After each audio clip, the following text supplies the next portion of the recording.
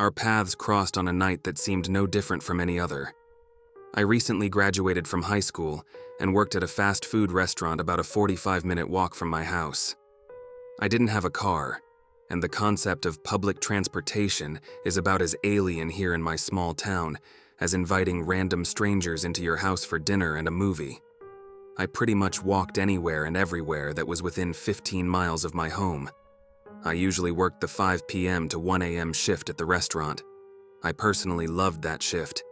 It was typically quiet when I got off work, and I could just walk, think, and listen to the sounds of the night. I was walking home like usual, uniform shirt slung over my shoulder, enjoying the warm breeze. Suddenly, I saw someone cross the street in front of me. It looked like a man, probably 300 yards ahead, and all I could see was his silhouette cast from the front porch light of a house down the road. We have a grand total of about 6 streetlights on the back roads in our neighborhood, so it's usually very dark and difficult to see even at short distances. Something about him seemed off. He was walking weirdly, like he's crouched down. It also looked like he was holding something in his hands. It was dark, and my mind could have played tricks on me, but it looked like a knife. I cautiously stepped forward while reaching into my pocket and gripping my pocket knife. I wasn't really sure what to do. He was between me and home.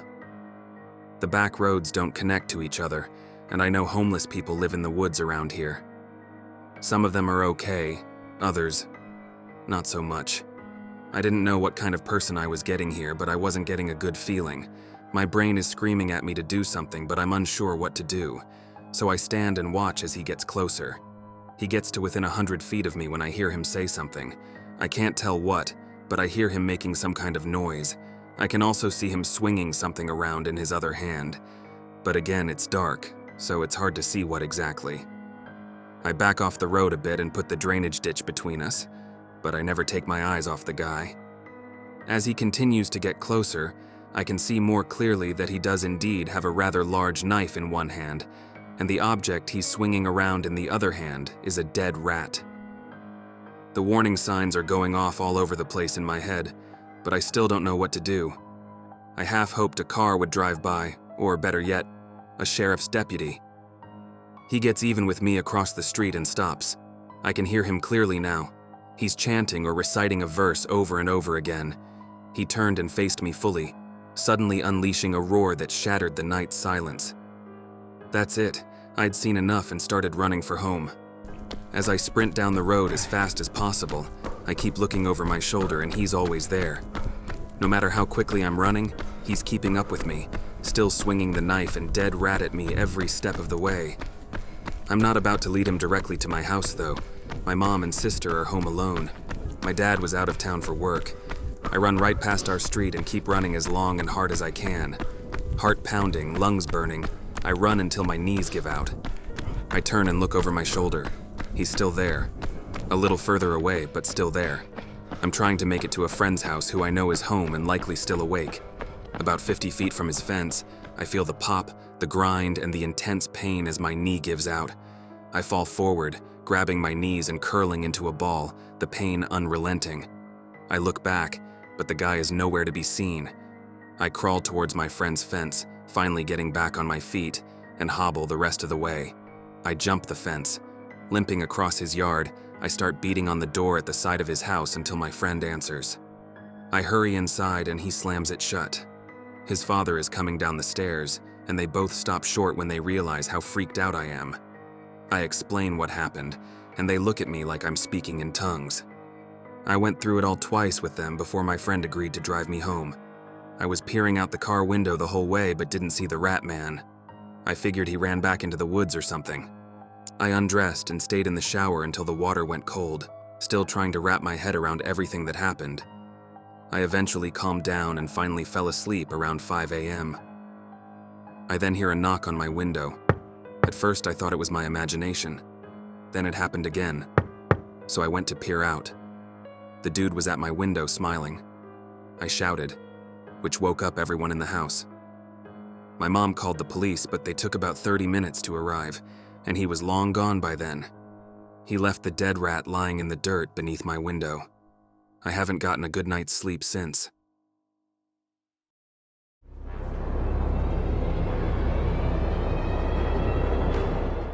I was living in Orlando, Florida, when very late one night, I got a flat tire and pulled into a nearby service station. I tried putting air in my tire, but the valve broke off as I tried, causing the tire to completely deflate. I stood outside my car, talking to AAA, when a large, older man approached me. He disregarded the fact that I was on the telephone and asked if I needed help. A little weirded out, I smiled politely and thanked him, but told him I had AAA and they would take care of me. He insisted he would help me and gestured towards a silver car parked in the shadows, telling me he would drive me anywhere. Again, I thanked him and told him no. He then said he was there to buy a soda and asked if I wanted anything. At this point, I was fed up and a little scared, so I firmly told him he needed to buy his soda and that I would get into my car now. He walked off. I locked myself in the car, and the dispatcher at AAA, who had been on the phone for the entire conversation, asked if I wanted her to call the police. I told her, no, it's fine. I didn't want to come off as paranoid. God, I was an idiot. I've since learned the difference between paranoia and looking out for your personal well-being. Well, the woman from AAA said, you might not think you're in any danger, but I'm concerned, so I'm bumping you to the top of the list. We hung up, and I sat in the car, bored. At this point, I noticed my new friend had come out of the store and was standing about 20 feet from my car, staring at me. I thought this was bizarre and started feeling a little nervous. I made sure my doors were safely locked. Over the next 20 minutes or so, I would take sidelong glances in his direction to see if he was still there. Eventually, he disappeared, and I heaved a sigh of relief. Then, suddenly, I saw him again.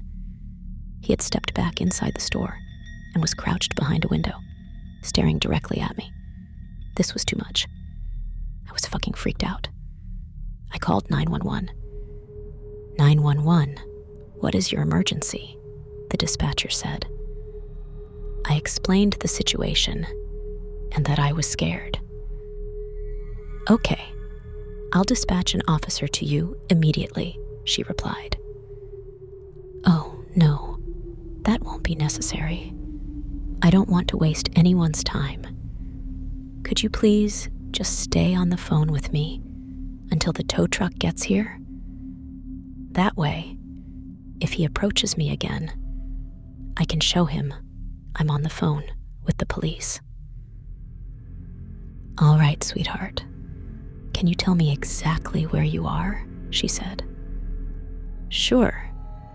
I'm at service station on the corner of Colonial and Mercy Drive, it looks like. The dispatcher paused. Miss, I don't mean to alarm you, but I need to let you know you are currently stranded at one of the most dangerous intersections in the country.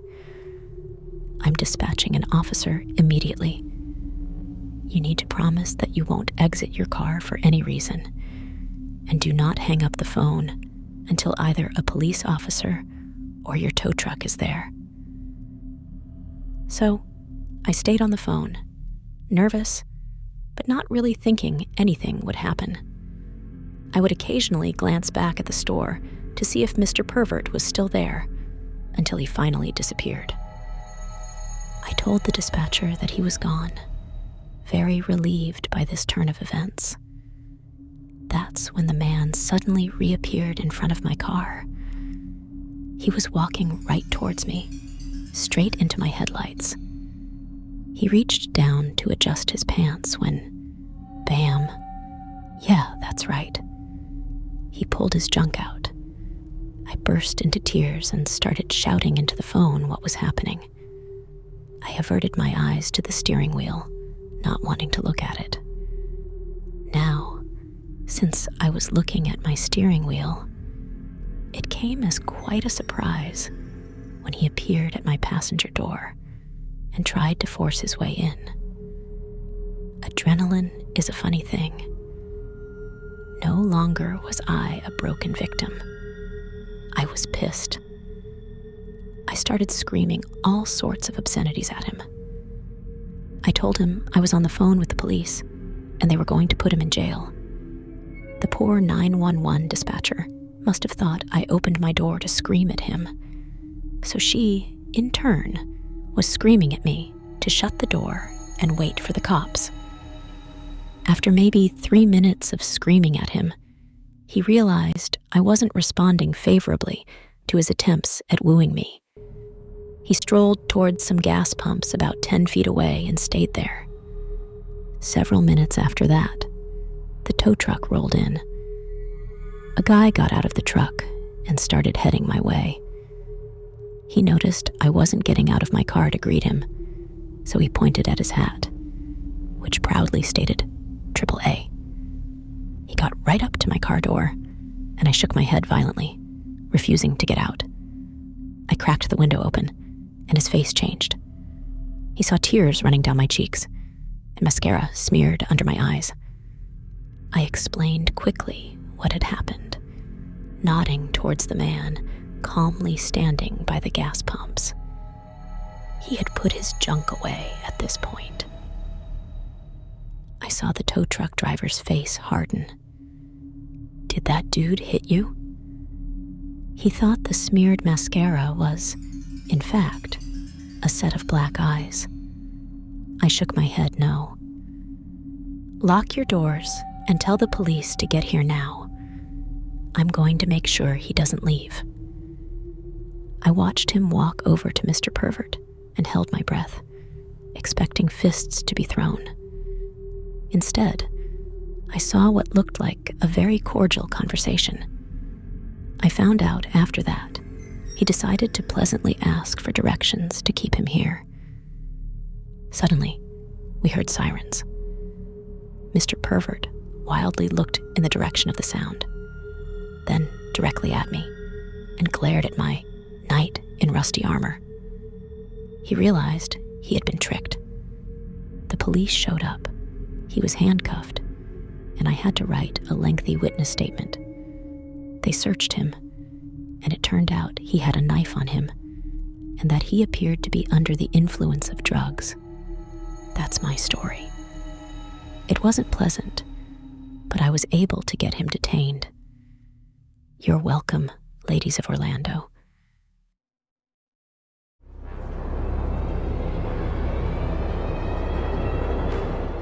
I love to ride my bike along country roads. There's a town called Cedarburg near where I live that I particularly like. My wife was working one Saturday, and I had nothing to do, so I strapped my bike to my car and drove the hour to Cedarburg. I parked in the scenic downtown area, and then rode out of town and into the surrounding countryside. As I wound my way further into the remote back roads, homes, businesses, and cars grew increasingly scarce. Eventually, there was only an occasional house or two every half mile or so. Cornfields and small woods flanked the dirt and gravel roads that I pedaled down. I was on one of those back roads when a minivan drove past me. Within moments of going by, it turned around and pulled up alongside me. I glanced over, and the passenger, a woman in her mid to late 20s, was looking at me with her window down. The driver, a white guy in his late 20s with a few inches of a goatee and a baseball cap, leaned over her and said to me in a slight southern drawl and with a big smile on his face, "Hey, do you know Ryan Shelton?" I thought briefly, but I didn't know any Ryan Shelton, so I said so. The driver said, "You don't know of him at all?" I said that I didn't, apologized, and then pedaled on. The van sat for a moment longer, pulled a U-turn, and drove off in the direction it was initially heading.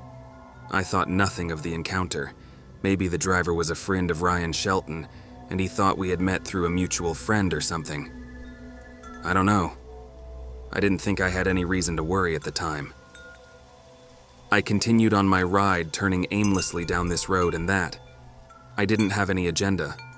I was just out to enjoy the summer day and meander through the relaxing countryside. Maybe 10 minutes later, and on an entirely new road heading in a completely different direction from where I had first met the van, I saw the same van again. We were heading toward each other, and I smiled and nodded as I passed the driver.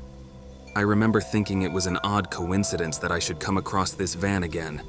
The driver stared as he passed, and he had that same big smile on his face. At this point, I began wondering what they were doing. They might be lost and looking for this Ryan Shelton guy, or maybe they're just enjoying a scenic drive and thought I looked like a friend of a friend or something.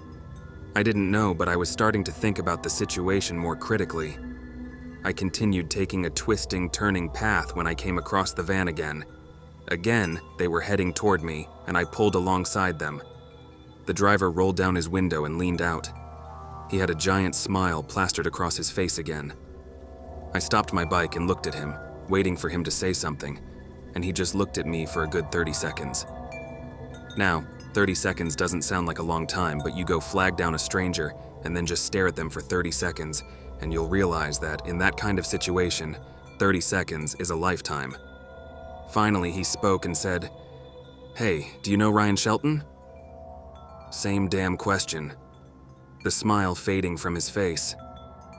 He stared at me and I thought, is he joking? Does he really not remember he asked me this same question 20 minutes ago? Is he just being funny? Or is he on drugs? After a moment, I told him that I still didn't know anyone by the name of Ryan Shelton, and I pedaled off down the road. At that point, I realized exactly how remote of an area I was in.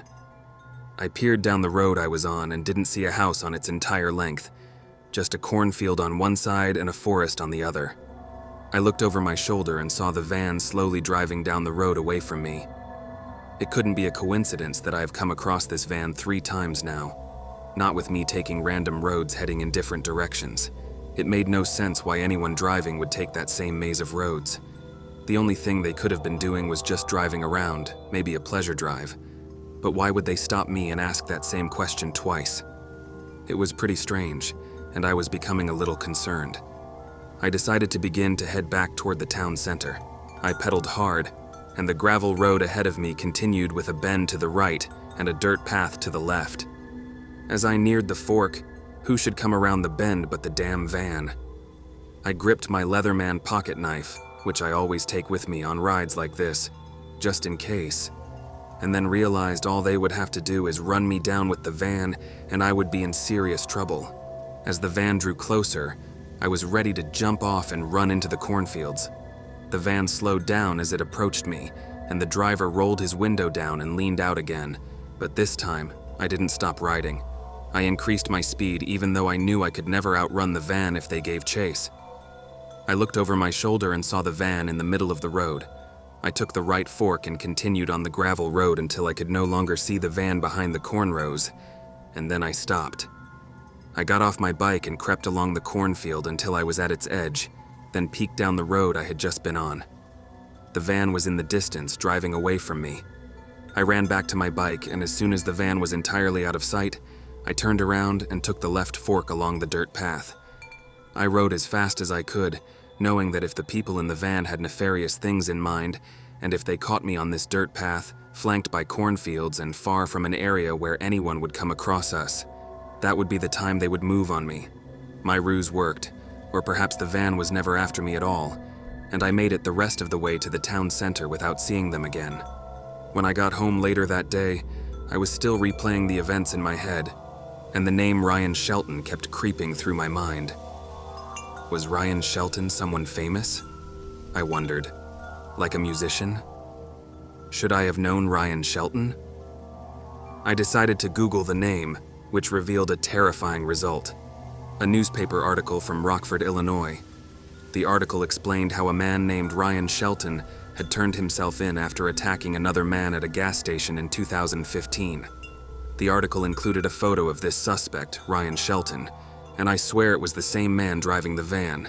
Add a baseball cap and a few inches of a goatee, and he was a dead ringer for Ryan Shelton in the article. I did an inmate search of Winnebago County, and there was no Ryan Shelton in the inmate population. Somehow Ryan Shelton had gotten out, or maybe he was never convicted, as I couldn't find any articles about sentencing. Do I know Ryan Shelton? Well, I guess I can say that I do now. Thanks for watching, and please subscribe.